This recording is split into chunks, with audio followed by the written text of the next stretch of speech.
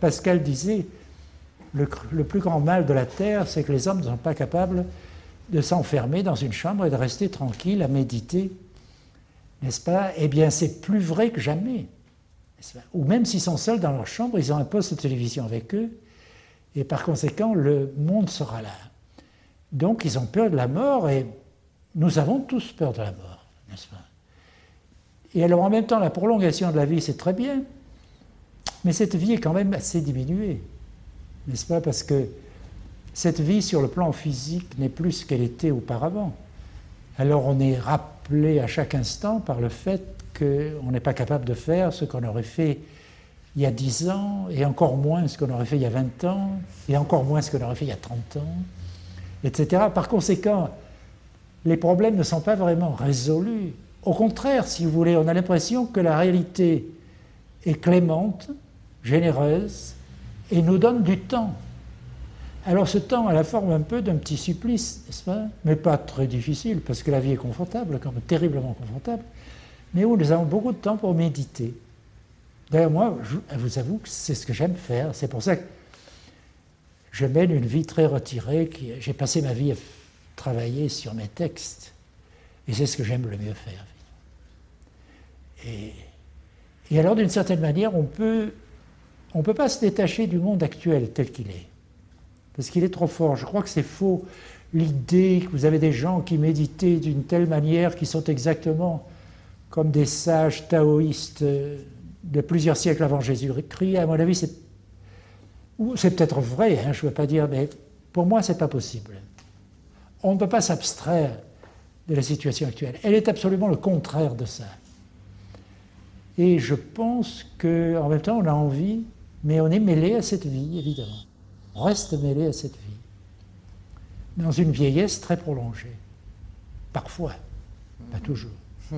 Alors donc René Girard, vous avez peur de vieillir, vous avez peur de la maladie, j'ai de peur. mourir? Ce serait peut-être trop de dire j'ai peur, mais je ne peux pas dire que je suis confortable avec, vous voyez, ou que je suis... Oui, non, il vaudrait mieux dire, je suis comme tout le monde, vous savez, nous sommes tous pareils.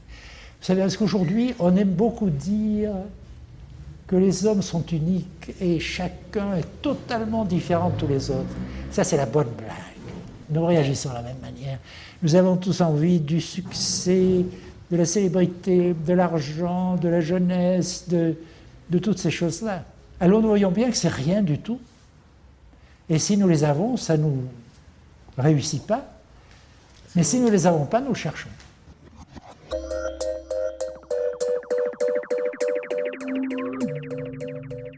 Il va y avoir des moments où des gens vont se mettre à dire des choses vraies sur la crise que nous vivons, sur nos responsabilités, sur l'absurdité de certains aspects du monde actuel, des systèmes étatiques, si vous voulez, des secrets militaires, de toutes ces choses-là. Alors je pense qu'il y a des chances pour que beaucoup de choses se passent. Puis d'ailleurs, si j'ai raison, la vie a un tel sens, vous voyez, que la vie éternelle doit être vraie. Par conséquent, elle est infiniment plus intéressante que la vie sur cette terre. Mais on ne peut pas dire que c'est à cause de cette croyance que j'ai découvert les faits que je découvre. Vous voyez ce que je veux dire?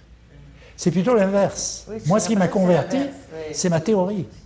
C'est ce simplisme extraordinaire de dire il y a la science d'un côté, il y a la religion de l'autre. C'est pas vrai. Vous voyez, c'est pas vrai.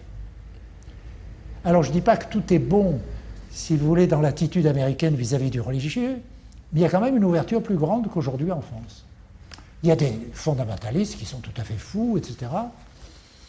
Mais il y a toujours un ferment religieux qui est un ferment à mon avis, qui a des éléments d'avenir. Vous voyez, beaucoup de bêtises, certainement.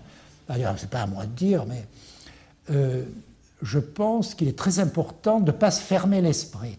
Et il y a aujourd'hui une manière calotine, pour employer le vivant français, de se fermer l'esprit religieux en France. De ne pas vouloir le considérer comme une possibilité de pensée réelle. Vous voyez, parce que si on se met à penser dans le vide, à partir du moment où la pensée métaphysique n'a pas de point de repère dans le réel, ni dans Saturne, ni dans Jupiter, ni dans la Terre, ni dans l'astronomie, ni dans l'histoire des nébuleuses, ni même dans le Big Bang. Il y a beaucoup de scientifiques qui font du Big Bang une espèce de métaphysique. Surtout parce que tout montre qu'il y a un commencement, un point c'est tout, le Big Bang c'est ça. Tout montre que si on remonte, que si on va vers l'avenir, tout s'écarte.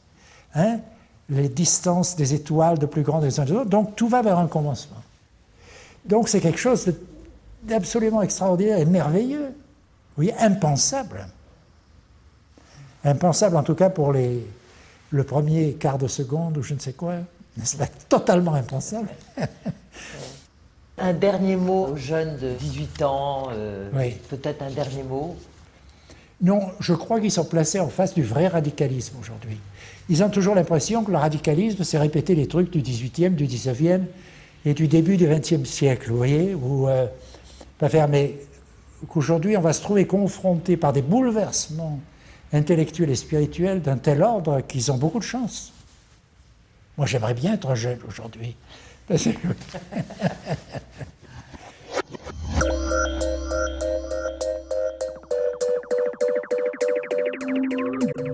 Je suis comme tout le monde, vous savez, nous sommes tous pareils. Vous savez, parce qu'aujourd'hui, on aime beaucoup dire que les hommes sont uniques et chacun est totalement différent de tous les autres. Ça, c'est la bonne blague. Nous réagissons de la même manière. Nous avons tous envie du succès, de la célébrité, de l'argent, de la jeunesse, de toutes ces choses-là. Alors nous voyons bien que c'est rien du tout. Et si nous les avons, ça ne nous réussit pas. Mais si nous ne les avons pas, nous cherchons.